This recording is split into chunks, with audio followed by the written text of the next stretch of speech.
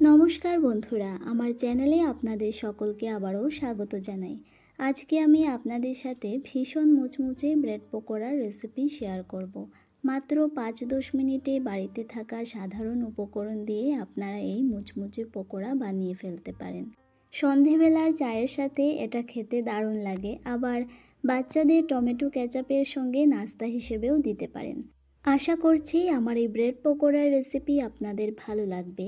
আমার চ্যানেল এখনও না সাবস্ক্রাইব করা থাকলে সাবস্ক্রাইব করে পাশে থাকার অনুরোধ রইল। তাহলে চলুন বন্ধুরা, এবার শুরু করা যাক। ব্রেড পকোড়া বানানোর জন্য এখানে আমি 6-7টা ব্রেড নিয়েছি। এবার এই ব্রেডগুলোকে আমি হাতের সাহায্যে ছোট ছোট টুকরো করে নেব।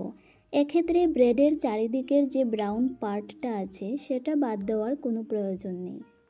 আমি সমস্ত ব্রেডগুলোকে এইভাবে ব্রাউন পার্টটা রেখেই হাতের সাহায্যে ছোট ছোট টুকরো করে নেব।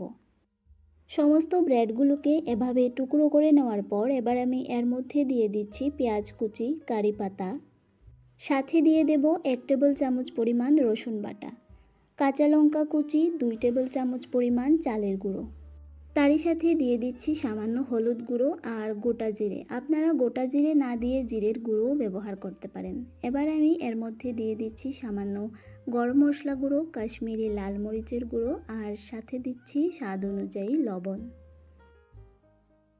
এবার সব শেষে আমি এতে সামান্য জল যোগ করে হাতের সাহায্যে সব কিছুকে ভালোভাবে মেখে নেব। আমি এখানে কারি পাতা ব্যবহার করেছি, তবে কারি পাতা না থাকলে আপনারা এক্ষেত্রে ধনেপাতাও ব্যবহার করতে পারেন। সব কিছু আমার খুব সুন্দর মাখানো হয়ে গেছে। এবার আমি কড়াইতে সামান্য রিফাইন তেল গরম হওয়ার জন্য বসিয়ে দিয়েছি। তেল গরম হতে বসিয়ে দিয়ে এবার আমি মেখে রাখা মিশ্রণ থেকে হাতের সাহায্যে এইভাবে ছোট ছোট পকোড়া তৈরি করে নেব। আপনারা নিজেদের পছন্দ অনুযায়ী সাইজে পকোড়া বানিয়ে নিতে পারেন। এবার আমি তৈরি করে রাখা সমস্ত পকোড়াগুলো একে একে গরম তেলের মধ্যে দিয়ে দিচ্ছি ভেজে নেওয়ার জন্য। তেলটাকে ভালো করে গরম করার পর তেলটাকে মিডিয়াম ফ্লেমে রেখে তারপর পকোড়াগুলো ছেড়ে দিচ্ছি। পকোড়াগুলো ছাড়ার পর 1-2 মিনিট অপেক্ষা করে উল্টে পাল্টে নিচ্ছি। দেখতেই পাচ্ছেন সুন্দর কালার ধরে যাচ্ছে। এগুলোকে সব দিক থেকে এভাবে সুন্দর করে ক্রিস্পি করে ভেজে নিতে হবে।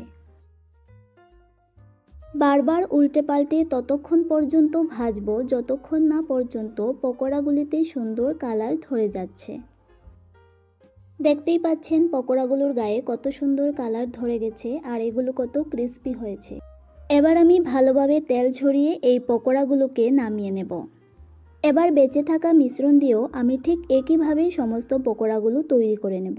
আর এই পকোড়াগুলোকে অবশ্যই মিডিয়াম ফ্লেমে ভাজতে হবে, তা না হলে পকোড়াগুলো পুড়ে যেতে পারে। সমস্ত ব্রেড পকোড়াগুলো তৈরি করে নিয়ে টমেটো কেচাপের সাথে পরিবেশন করলাম। আশা করছি আমার এই ব্রেড পকোড়ার রেসিপিটি আপনাদের ভালো লেগেছে।